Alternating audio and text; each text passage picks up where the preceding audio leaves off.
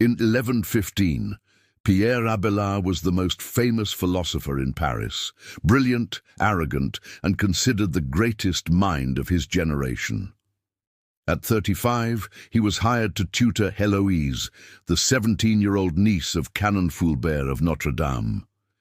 She was already renowned as the most learned woman in France, fluent in Latin, Greek, and Hebrew. What began as lessons in philosophy became the most passionate love affair of the medieval world. Their secret relationship produced some of the most beautiful love letters ever written.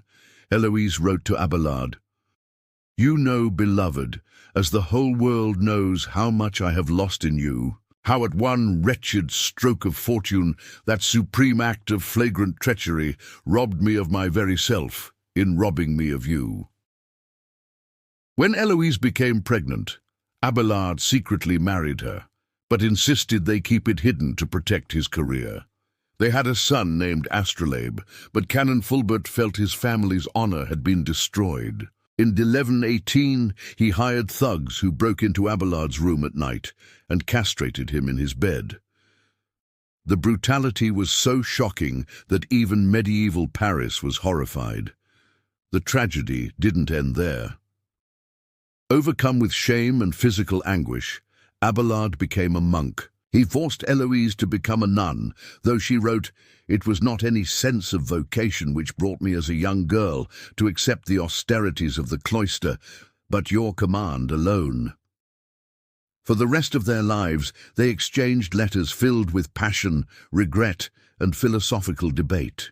Héloïse never stopped loving him, writing, "Even during the celebration of Mass, when our prayers should be purer, lewd visions of our former pleasures take such a hold upon my unhappy soul that my thoughts are on their shameful past rather than on prayers."